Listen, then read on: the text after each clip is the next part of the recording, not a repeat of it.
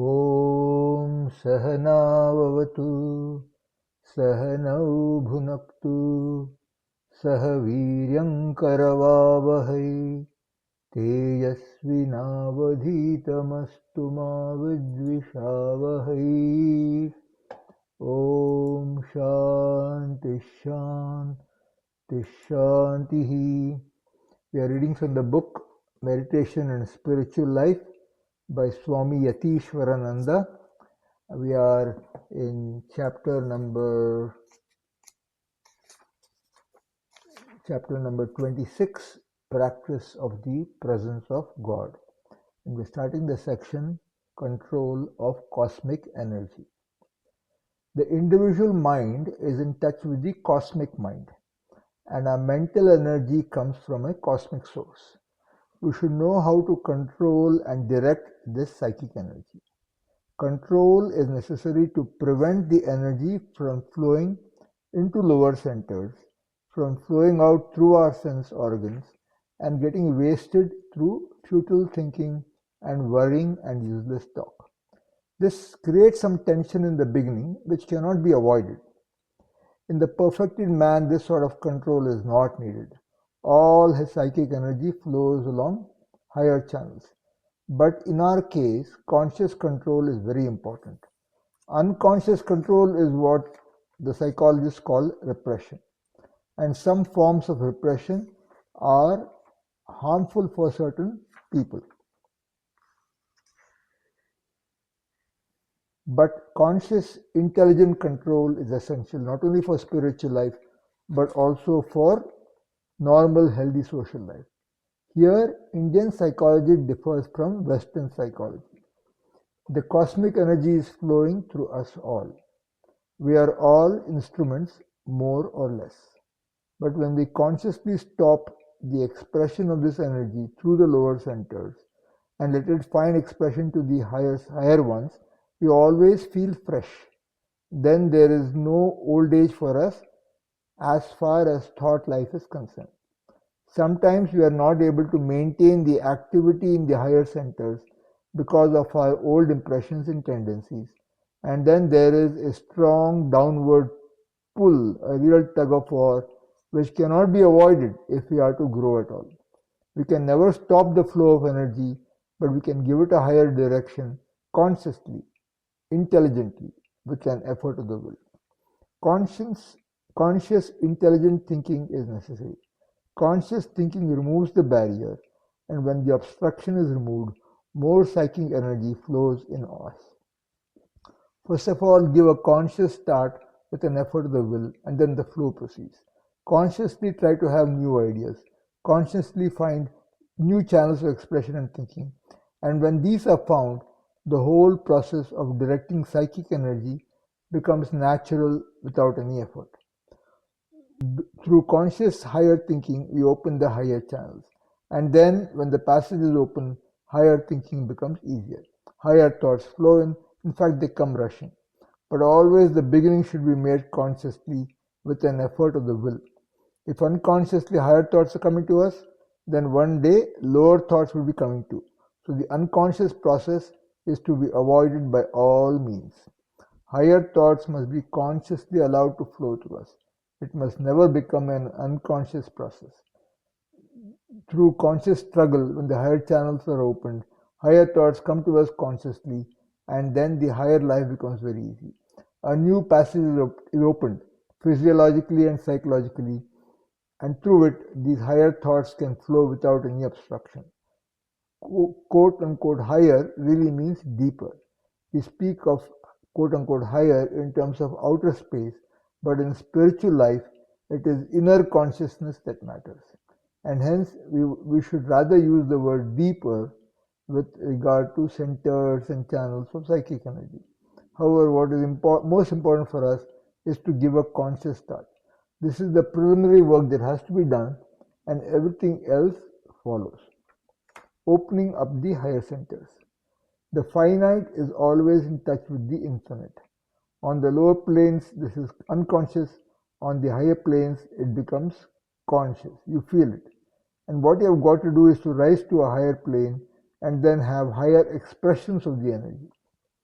The task of the spiritual aspirant is to make the higher centers work, to stimulate them. One should consciously stop the activities of the lower centers and stimulate that of the higher ones, but it should be done consciously. It must be a conscious, intelligent process. Japa, prayer, meditation, etc. are all meant to start the activity of the higher centers. Sometimes you may feel the higher center and the lower center at the same time. That is, both want to act at the same time. And then comes a terrible tug of war. That cannot be avoided, and everyone has to pass through that state. Then you have to stop the activity of the lower center with a great effort of the will. Through our daily spiritual practices, through intense striving, the activity of the higher centers will become more and more natural, less strained. But this can never be attained through passing through this. But this can never be attained before passing through the state of war, as it were. A general purification of the body and the mind is necessary if the obstructions are to be removed so that the energy can find its expression through the higher channels and become creative on a higher plane. Creative it must be, either on the lower the physical plane or on a higher plane. Its expression can never be stopped, but its direction can be changed. And this is what is to be done by the spiritual aspirant. It is not enough just to control one's energy, but one must know how to give it a higher direction. Otherwise, the energy goes round and becomes more and more of a whirlpool, or it may even easily take a lower course and find its expression through one of the lower centers. So much of energy has been stored up in us without finding any expression at all. Many persons become dull when the whole flow of energy is stopped. That is, they no longer give it any expression to the lower centers. At the same time, do not give it a higher turn either. And so the energy begins to stagnate and create troubles. Many people are unable to use it on a higher plane and can only use it through the lower centers. They just become dull or whirlpools when the flow of energy through the lower centers is stopped. That is why we must be very careful when giving instructions to other people if they happen to belong to this lower type. Sometimes one feels an upsurge of cosmic energy which cannot be stopped. Through prior training and purification of mind, we should be ready to cope with it. So many different moods and impulses come to us, and we must learn to cultivate and culture higher moods and do away with the lower ones. Next section, inner control. Mostly some subconscious process is going on in ourselves without our even knowing it, and we only feel its effects. So we must be able to control the workings of our mind. We should be aware of the flowing of the cosmic energy into us and be able to manipulate it within us. We cannot have control over the outside events, at least not perfect control, but we can have as much control as possible over ourselves. There is the influence of stars and planets, the influence of the environment, and the whole of the outer universe, but all this is no reason for us to feel affected by them. If you cannot work against them, you have to remain insulated, as it were. Then you won't feel affected and will not be swept away off your feet when an undesirable impulse or an onrush of energy comes. And through practice, we become automatically insulated. If you are open and come in touch with bad people, you will feel awfully affected. And in such cases, if you are not guarded and the wrong type of person comes, he will drag you down. But the downward direction may be only due to outward influence, or it may even be due to our own negligence and lack of discrimination. The inner adjustment is the most troublesome affair in spiritual life. Next section. When you get a shock, pass it on to the divine. All this strict ethical culture helps us to a great extent. Sometimes with a great effort of the will, the inner balance is to be maintained. But even this becomes more and more natural through practice. And in spiritual life, It is easier to have this balance if you try to be in a higher meditative mood and be in touch with some vaster consciousness. For then you pass on the reactions that are in you to something vaster. You get the shock, but you pass it on to something else. So in a way, the infinite becomes our shock absorber. Absorber. Devotees try to do this, passing the shock onto the infinite in their own devotional way. Lord, it is thy will. What to do? This is the psychological way of devotees for minimizing reactions. The Jnani type tries to think of the infinite of which he is a part. And the part can never jump out of the whole. The infinite is always ready to serve the finite because the two can never be separated. In the case of a bubble, we see that unless the ocean supports the bubble at every step, the bubble would burst every moment. Sometimes it has to shift its center, but then it shifts its center lying on the ocean. And this is what you have got to do. If one day there is a rise of tremendous feeling in you and you do not know how to find relief, rush to the infinite. Let this impulse take you to the divine. And if you want to cry, wait until you have reached the divine. Let us not stop short of that. That is the only way to pass on everything to the infinite. Unless the finite tries to be in touch with the infinite, no radical cleansing can be done. We cover all the filth and dirt, sometimes even hiding it under flowers. But as long as there is no cleansing of our whole mind, meaning nothing can be done in spiritual life.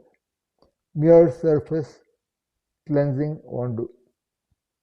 The limited is always impure, and it becomes pure only by coming in touch with the infinite, thus realizing its infinite nature. The real original sin is finiteness, the finiteness of our nature, and this original sin can be got rid of only by losing our finiteness, by coming in touch with the infinite, with our true primary nature. When we attain this unity of experience, the whole world stands transfigured before our eyes. Everything becomes good and auspicious to us. All the knots and kinks of the heart are destroyed, and the bliss of the infinite fills us through and through. We then feel like the Vedic Rishi who sang. The blissful winds are sweet to us. The seas are showering bliss on us. May the corn in our fields bring bliss to us. May the plants and herbs bring bliss to us. May the cattle give us bliss. O Father in heaven, be thou blissful unto us. The very dust of the earth is full of bliss. It is all bliss, all bliss, all bliss. This is from the Mahanarayana Upanishad, verse number 39. This translation is by Sri Swami Vivekananda. Om madhuvatartayate madhuksharanti sindhavah mardhvirna santvoshadhihi madhunaktamutoshasi madhumat parthiva gumrajah madhujyaurastu nafpita madhumano vanaspatir madhumagum astu suryah mardhvirgavo bhavantu naha. Om Shanti Shanti Shanti. Om Purnamadav Purnamidam Purnat Purnamudachyate Purnasya Purnamadaya Purnamevavashishyate. Om Shanti Shanti Shanti. Harihi Om Shri Gurubhyo Namaha. Harihi Om.